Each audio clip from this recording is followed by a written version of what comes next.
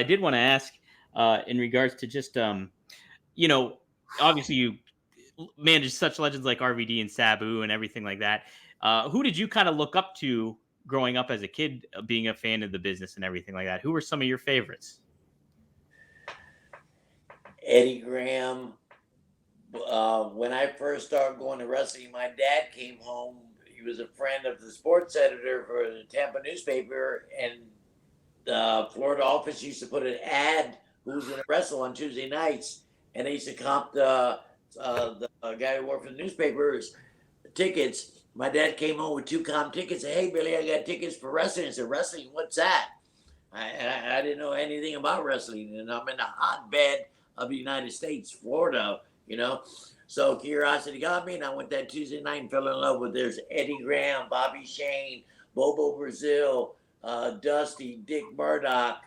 Um, uh, I can name Bob Roop. Oh There's yeah. just so many. Damn. Manny Fernandez. Manny Fernandez, Coco Samoa, Mike Davis, Scott McGee. There's Dusty. All right. Look at those photos. Man, you got a hell of a collection, Fonzie. Eddie Mansfield. My whole life's documented, man. Eddie Mansfield. Eddie Mansfield, yeah. Yeah. Continental Lover. Continental Lover. Damn, I wish I could pull up a card and here's a picture. Look at this picture. It's me and another referee, Jimmy Jett, and that's a young Paul Heyman.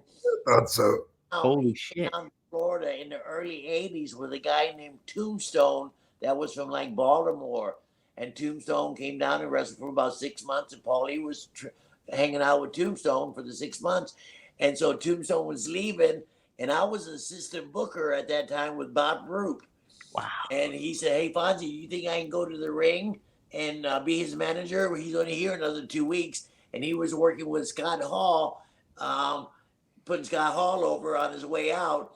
And Paul Heyman had a pair of jeans and a pair of Converse. And I said, "Brother, you can't go to the ring like that." I said, "Do you have money to get a suit and look like a manager?" He said, "Yeah." So and I said, "You don't mind taking the Scott Hall's finish?" And he took it every night for 2 weeks, and I guess he never forgot it. I guess not. I was instrumental in getting him in the business, but I was instrumental in being with him in the business in the very early 80s. And telling him to wear a dang suit. What was Scott Hall's finish back then? Do you remember? I think it was a choke slam. Was it chokeslam? Okay. Yeah. Wow. It was choke slam.